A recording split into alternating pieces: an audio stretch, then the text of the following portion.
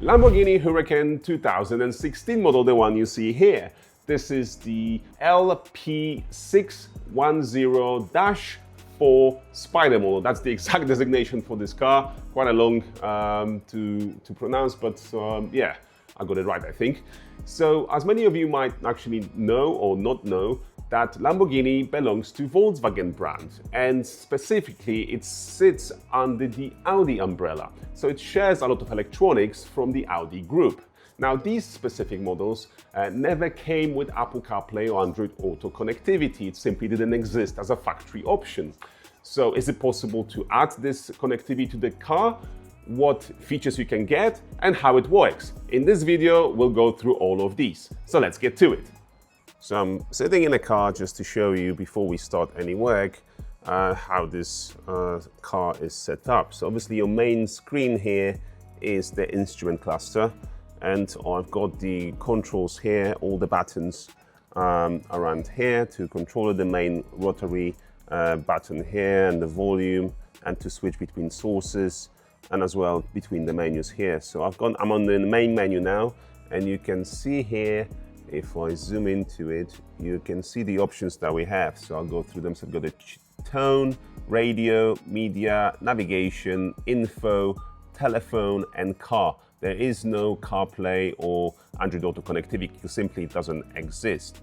So if I go, let's say, to navigation, for example, that will switch on the map, so you can see it here. If I press back, it will go back to it. I can go to car. Let me go up, scrolling too many times, but there you go, this is the car, and you can see the car settings and go through them and so on and so on. So adding the CarPlay or Android Auto connectivity to this will give you that feature on this screen here. You will have it exactly there. So if I select navigation, it will pop up here where you see the map for the navigation in the same square or rectangular as you can see here. You'll be able to see the Apple CarPlay menu or Android Auto menu, depending which system you use. So let's start the work, and we'll show you throughout what's involved, and then at the end we'll run the full instruction or demonstration, really, how it all operates. So as you can see here, in order to install the aftermarket Apple CarPlay Android Auto kit, it's not a plug and play kind of job that takes 5 minutes. To do it, you need to strip down quite a lot of panels in the car, and obviously see here we've got the roof cover up, that's where the roof sits, and we've got the back panel out, as you can see here. So that exposes all the electronics in the car that live in the Huracan. They all live behind obviously the seats. We've got the side panels out for the middle console because the kit requires connection to the console there, as well as requires connections to the 5F unit, the main head unit here. And as I mentioned earlier, the Lamborghini lives under the Audi umbrella, so it shares a lot of electronics with the Audi brand. And part numbers are also very similar. Sometimes only 3 characters are different, the rest is the same. But obviously they have a different firmware architecture, they run different softwares and so on, but the hardware is very similar to Audi because it's all shared. So as you can see, this scope here, how much obviously we've stripped down this middle console section as well. So you can see everything, what actually you need to do in order to do the installation, how much is involved. Here I'm going to demonstrate as well for you, just to show you the connections between the module and the car. So actually this is the module that's got all the connections and LVDS connections and power connections and so on. It's got the antenna connection and some dip switches to control it. So that's that. You've got the LVDS cables here, that's your power cables, and that's the diagram showing you what goes where. So you've got your LVDS cables here that connect to the main 5F unit. So basically connection in between these. Then you've got your power connection here that goes at the back. So you can see this quad lock here is fully prepared. So there's no interfering into wiring as such. You don't need to do any cutting or soldering because you just plug this in, and then this gives you extra connections that you plug into your modules. And the same for the LVDS. It goes into the existing connections without modifying any. And the third one goes in there that plugs in as well to your middle console that controls the operation for the CarPlay Android Auto. So all in all, this kit doesn't interfere with the wiring. It plugs into it, but you don't need to do any cutting or any soldering, anything like that. So if you have a car warranty, that's a stamp of approval that it will not invalidate your warranty because you're not modifying your wiring. You're just plugging into it. Okay, the installation is completed now, so all the panels are back together. So in fact, I can actually show you before I have to move the seat all the way back, otherwise I won't fit in there to demonstrate how it all works. So let me actually show you how everything looks back together. And as you can see here, the main panel at the back is back in there. I've got the roof closed because when I go in, I'll be able to give you, I think the acoustics will be slightly better for the sound. So the 5F unit is still there. The middle console is back together. The side panels are back together. What I need to really do is move the seat back, which might take a while. So let me just move this all the way so I can fit in and show you exactly how this system works. Okay, so I'm in the car, so let's do the demonstration now. So we need to wake up by switching on the ignition. We don't need to start the engine, but we need the screen to come up. And obviously the familiar main menu that I showed earlier is still there. Nothing changes, no operation changes. And actually to access the newly installed CarPlay Android Auto, you have to press this menu button and hold it. So if I press and hold for 3 seconds, you can see it changes. So if I press again for 3 seconds, it goes back to the main menu. If I press and hold the menu button, it switches to the CarPlay that you can see here. And that's our main menu, how it looks. And to operate it, you just use this main, let me just zoom out, sorry. You just use this main rotary button. And as you can see, I'm turning between the apps from left to right, and I can select, if I, for example, want Google Maps, I can select that, and you can see where we are. Then I can use the back button here. If I press that, then it goes back. So let me just select Google Maps again. And if I press that back button, it comes out from the app back to the main menu.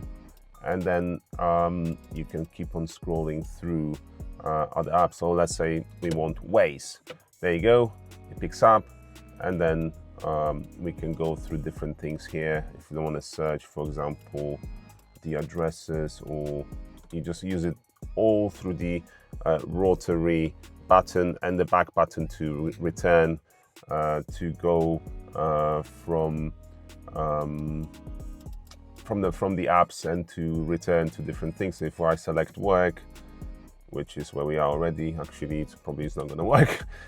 Yeah, but that's how you switch between the apps and the menus within the apps to go through it. So very simple, fully integrated. As I said, it works on that rectangular shape where the original navigation is, and you can still go to access your original navigation. So if I go back to the main menu and select navigation here, there you go, then that's your original navigation. If I press the main menu, we'll switch over to the CarPlay. So you've got all the options still there. So it works fully integrated in the way how it is controlled, using the main controls on the console and obviously displaying everything on the screen. And in addition to that, I'll show you as well, because obviously it's, I've got the phone connected here. So let me zoom out again. No, it's the other way. There you go. So we run the cable, I'll put it there. We run the cable, the USB cable here, so for charging, and that is connected now. And you can see this little icon here, there. There you go, there, that is charging. But you can, it's also wireless. So what I literally have to do is, if I disconnect the cable, boom, it's disconnected and the connection stays on. But what it now shows is your battery status changed from charging to just showing your battery level. So it works wireless. I've got the phone. There you go. Sorry, I'm faffing about with zooming, but you've got your phone. This is the iPhone. So you've got your phone wireless or wired, whichever way, fully integrated, displaying everything on the main screen, and fully controllable by the main operating buttons on your MMI console. So yeah, it's as close, I would say, to OEM in terms of integration as it can be, and offering you the feature that was never available for this car from factory, but luckily the aftermarket way does offer you everything here. So yeah, for more so this is now let me switch actually to Android Auto to show you as well how that works. So let me just switch the phones and I connect it and I'll show you as well. Right, so I've changed the phones. So the iPhone is here now, and the cable I've changed because the iPhone was Lightning. I've got now the USB-C and the Android phone. You can see already is asking to confirm things for it, and at the same time on the screen here you can see it's when safe, unlock your phone. So what I'm going to do is I just need to select continue here, and I think this will kick in into the Android Auto. Exactly, yes. So you can see here now I've I need to put the volume down. There you go. And what we're going to do is go to the main menu, which is on the left side here, all these dots, and that gives us the access to all the menus. So you've got your all the apps, and again, same as before, if we want to go, for example, Google Maps here, let me select this, you'll see Google Maps showing up where we are exactly. So the operation is the same in terms of using the buttons. The only difference is the back button doesn't go back to the main menu. So if I select back, I'm clicking back button, it's not changing it, because the button to go back to the main menu is actually the menu. So if I single press this, you see it goes back to the main menu. So if I select Google Maps again and press menu instead of back, it goes back to the main menu of your Android Auto. So that's the only difference. Everything else, the rotary knob here operates the same way, going between the apps that you have pre-installed on your Android Auto, selecting them and then controlling it from there. I'm just trying to zoom in to give you a better quality video, but sorry, it's my camera, probably my lens must be dirty, but anyway, you can see what I mean by how it operates in very similar way to the CarPlay. So Lamborghini Huracan, now with Apple CarPlay Android Auto connectivity, something that wasn't available from the factory, now has been added to the car and is fully integrated, as you've seen, through their instrument cluster, utilizing the original buttons to control it. You've seen what's involved in installation-wise, how much opening of the panels and to get to the electronics you need to do. Probably normal. I wouldn't recommend this for like a DIY job. Best to find a specialist for this that can give you warranty and will have insurance and liabilities in place in terms of if something goes wrong. Not that these systems go wrong, but if let's say, for example, during the installation something gets damaged, you could at least you have a peace of mind.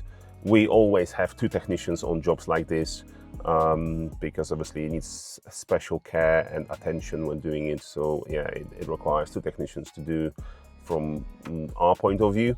Yeah, and if you like this, we have one more video showing how we tackled a Porsche 911 that never had a CarPlay and Android Auto connectivity from factory, and how we've done a similar job like on this Lamborghini when we added the kit to the car, giving it the Apple CarPlay Android Auto feature, which didn't exist as a factory option. So click on the video here and watch that next.